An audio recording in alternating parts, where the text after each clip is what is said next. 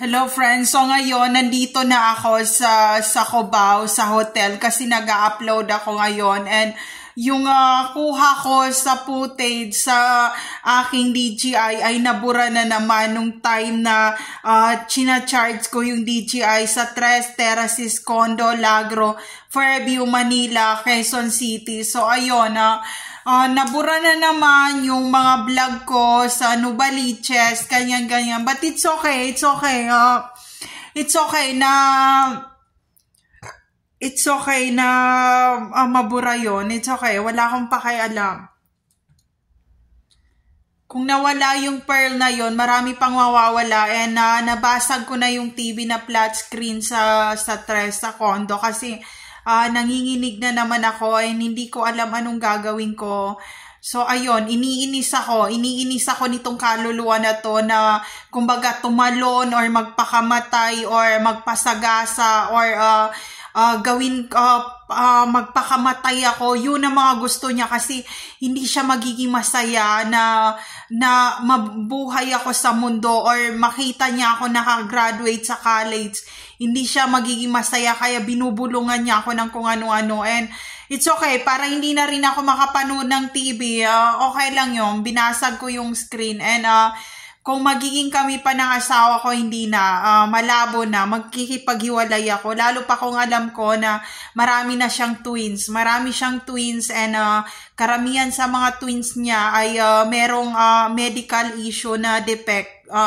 Yun ang sinabi ni Mama kasi sinabi ni Mama na Jasmine, pag namatay ako ng 2012, tumakbo ka and kahit hindi mo madala ang kahit anong identification or anything, wag mo nang dalhin. Basta kahit yung sarili mo, kahit wala ka madalang pera or kahit wala ka madala na gadget or kahit ano, tumakbo ka pabalik ng Mindanao and wag mo hayaan na ito-tortured ka nila sa kung ano man ang ginawa nila sa akin. Kasi nung nagtigbaliw na yung mga kapatid ng asawa ko, kasi tigbaliw na ngayon si James ano na siya, aswang na siya ngayon kaya lagi niya ako ginugulpi Tapos ako, meron akong lahi na manggagamot. Kumbaga, gusto niya akong patayin para sumama sa kanya sa kabilang buhay. And at the same time, kahit na namatay na siya, scammer pa rin siya, magnanakaw pa rin siya, and nag-i-invisible tip siya para inisin ako. So ayun, binasag ko yung TV para wala akong gagawin. Basta yun, basag kong basag. Maubos ang alahas, maubos lahat hanggang magkainisan. Wala. Hindi na ako babalik sa kanya. Ayun, tapos i-exit ko na rin yung visa ko sa ibang bansa. Tapos na lahat. Sinabi na ni Mama yun, dapat nung 2012 ko pa tinapos yan.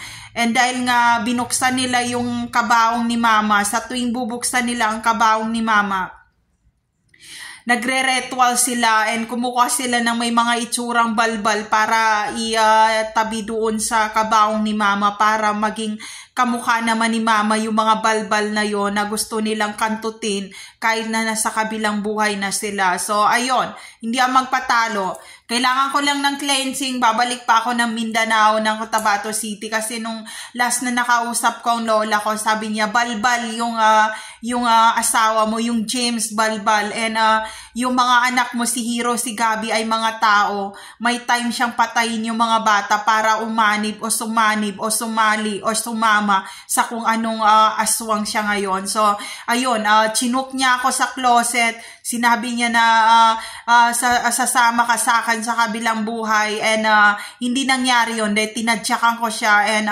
sobrang away namin. Sabi ko, bumalik ka sa kabao mo and bumalik ka sa Taiwan, sa Taipei, and bumalik ka sa pagiging Chekwa mo kasi nagkamali ka. Chinese din ako and hindi ako magpapakremate ng katulad sa cremation mo na pabalik-malik na parang Mortal Kombat dito sa mundong to. I-cleanse kita ng 100 times until forever, until you're not come back in this world again and again. Even your cloning, even your kids, even your family is not come back in this world. And I push myself to cleansing you from Luzon, Visayas, Mindanao, and international. I expose all of you people.